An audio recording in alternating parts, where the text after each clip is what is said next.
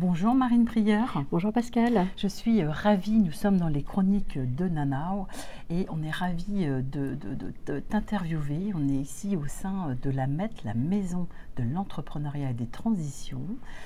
Tu vas nous dire quel poste tu occupes dans ce lieu qui rassemble un certain nombre d'acteurs. Tu vas nous expliquer tout ça. Très bien, avec plaisir. Donc, moi, je suis responsable entrepreneuriat pour la CCI Nantes-Saint-Nazaire et une de mes missions, c'est d'animer la Maison de l'Entrepreneuriat et des Transitions. Voilà, de créer une dynamique et créer du lien entre tous ces résidents qui sont à peu près au nombre de 40. Voilà. Alors, qui dit animation, dit résident, dit réseau.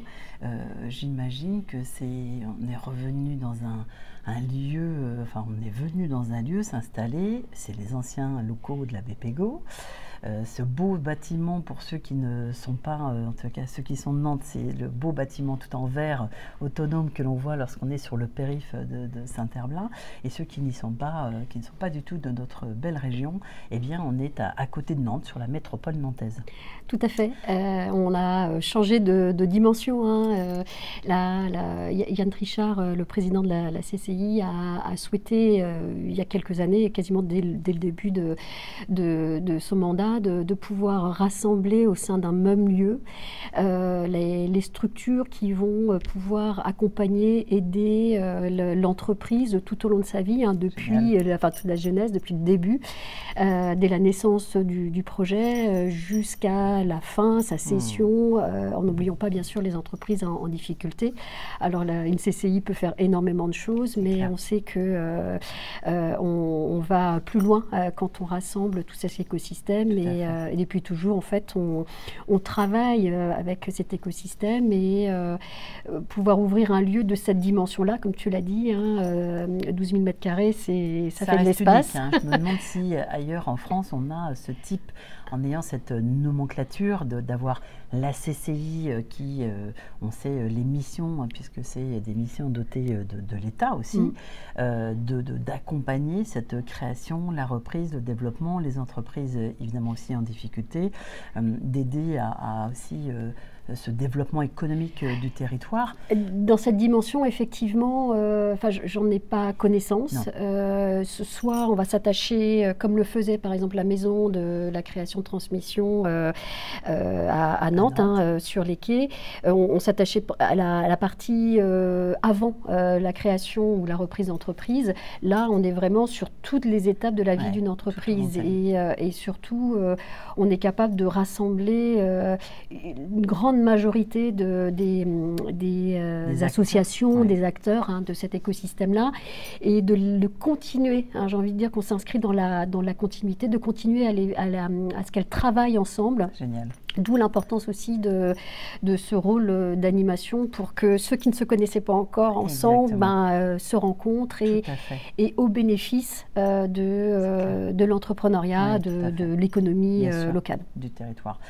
D'où j'ai envie de dire, ton mandat de maire, M-A-I-R-E. Tu es la maire du village. Oui, c'est ce qu'on dit. C'est ce qu'on dit de ces acteurs, parce que tu es en charge évidemment de cette création de liens. C'est ça. Et on le voit bien, hein, tous ceux qu'on a pu déjà interviewer, que vous retrouverez sur la chaîne YouTube de Nanao et sur les vidéos NTV Média, sur ce média 100% digital, on voit bien que depuis qu'ils sont ici, d'abord, vous en avez accueilli beaucoup plus qu'à la MCTE, puisqu'à la maison de la création, reprise d'entreprise, transmission, c'était limité sur la place. Exactement. C'est clair en termes de place physique. Et là, du coup, l'espace est tellement grand, on est quand même sur 3 étages. Oui. C'est immense, il y a des possibilités de créer ces events. Et là, on est tout de suite, en lien direct. Le bureau d'à côté, on fait le tour, hein, c'est un espace rond, circulaire, et c'est vrai que ça circule. Oui. tous nous ont dit, mais c'est juste dingue, le gain de temps, la découverte et cette animation qui fait qu'il y a le lien. Et on sait tout de suite, voilà, si on a besoin et qu'on accompagne un créateur ou quelqu'un qui est en développement, eh bien, et on va tout retrouver cet écosystème. Et c'est très rapide d'aller d'une porte à l'autre, d'une étape à l'autre de la vie de l'entrepreneur. Ça, c'est quand même essentiel. On accélère et aussi on rassure parce qu'en fait, que ce soit pour la création ou le développement, il y a toujours une myriade de structures et ici, quand on rentre à la maison de l'entrepreneuriat, dès l'entrée, on est pris en charge par les deux personnes, les deux chargés de parcours qui vont interroger et du coup pouvoir aiguiller. Et puis quand on vient une première fois, on sait qu'on vient une fois là et qu'on revient toujours. Donc c'est assez rassurant pour un porteur de projet. Et pour une entreprise, on sait qu'il y a énormément de programmation et qui sont portés par l'ensemble des structures. Donc c'est un lieu où il se passe toujours quelque chose. Yann a l'habitude de dire, voilà, vous êtes ici chez vous. Exactement. C'est vrai que, en tant qu'élu à SCCI, je l'entends, il nous le dit régulièrement en séance. Et c'est vrai que du coup, d'abord c'est plaisant. En plus, il y a des espaces de coworking. On peut réserver une réunion, enfin une salle pour une réunion. Bien sûr. C'est très, il y a un super lieu pour pouvoir évidemment recevoir plus de 350 personnes sur un event avec un amphithéâtre qui est très plaisant, très agréable. Il y a la sono, il y a tout, enfin vraiment toute la technique, la régie, comme on dit. C'est un bel outil quand même vraiment pour...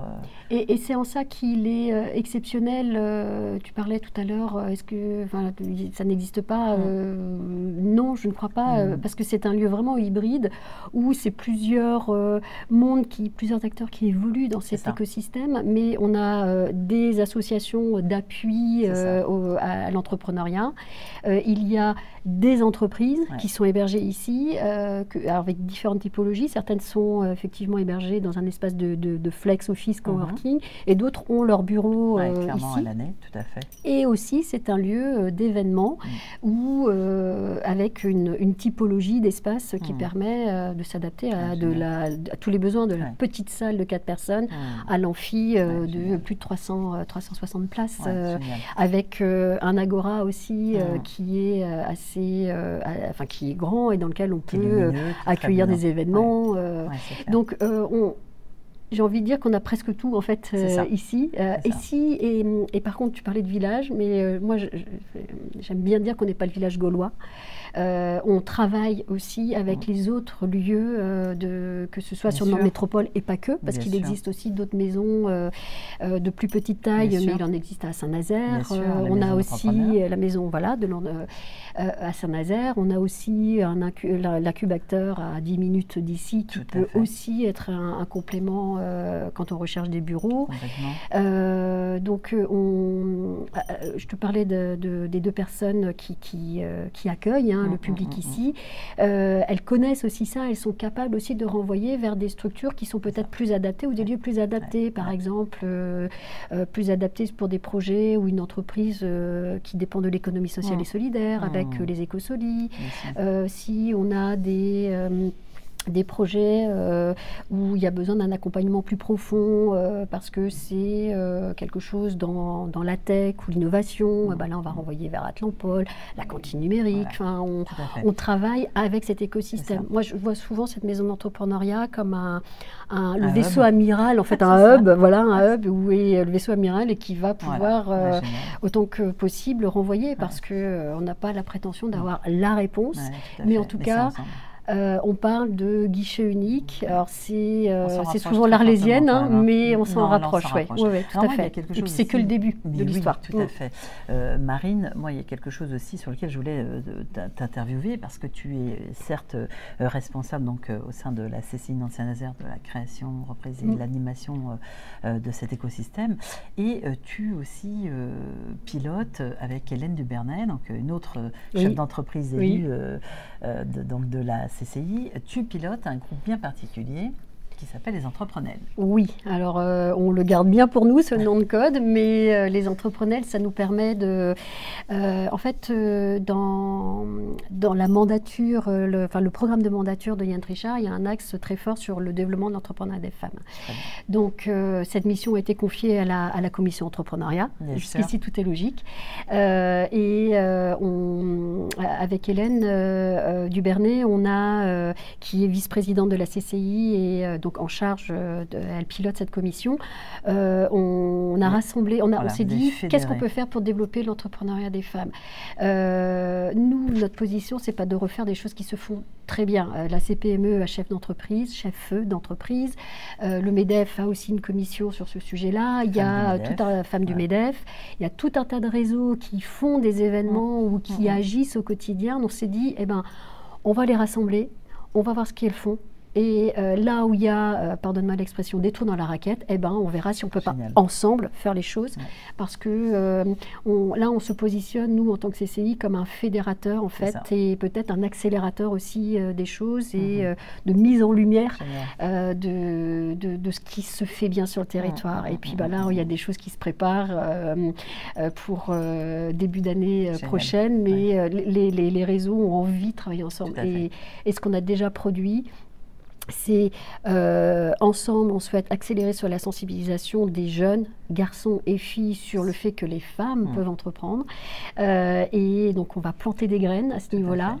Et puis, de l'autre côté, on travaille aussi sur l'interconnaissance de ces réseaux. Parce qu'on s'est rendu compte, en fait, que ces réseaux ne se parlaient pas beaucoup, parce que certains ne sont pas sur la même typologie de projet, d'entreprise ou de mission, tout simplement. Tout à fait. Et en fait, ce qu'on se dit, c'est que au quotidien, les femmes rencontrent d'autres femmes et leur disent va voir tel et tel réseau. Mais ce qu'on veut aller plus loin, c'est faire que le réseau qui est conseillé soit adapté en fait à ce que recherche la femme au moment, à l'instant T. Alors j'en profite, je le redis, la CCI Nantes-Saint-Nazaire fait partie des signataires du plan d'action régionale en faveur de l'entrepreneuriat des femmes, donc qui s'appelle le PAREF. Toutes les régions ne sont pas dotées d'un PAREF. Nous, en région Pays de la Loire, nous sommes, ça fait déjà plusieurs PAREF qui sont déployés. Et donc, j'ai envie de dire, c'est un petit peu comme un mini PAREF, mais en Loire-Atlantique. Exactement. Voilà. De sorte, cette même action et étant aussi dans ce PAREF, l'idée, c'est effectivement de fédérer, c'est de faire en sorte que les gens travaillent ensemble. Moi, j'ai coutume de dire qu'on est toujours dans son couloir de nage, alors qu'on est tous dans le même grand bain. Donc, on va tous dans le même sens, avec les mêmes volontés, on partage les mêmes valeurs, et donc ça a du sens que de fédérer. Voilà. Et puis ce PAREF, l'idée, c'est de pouvoir, au niveau régional, de pouvoir faire remonter des actions qui sont portées en local. Tout à fait. Et grâce à ça, de pouvoir aussi essaimer sur d'autres territoires, parce qu'il y a des choses qui se font très bien dans tous les territoires. Exactement. Et comme tu dis, chacun est dans son couloir de nage. On n'a pas forcément connaissance de tout ce qui se fait. Non, et donc, si on peut, encore une fois, s'inspirer et de mettre en place des choses qui fonctionnent, il ne faut surtout pas réinventer l'eau chaude, c'est clair. On va en profiter, Marine, avant de quitter nos internautes.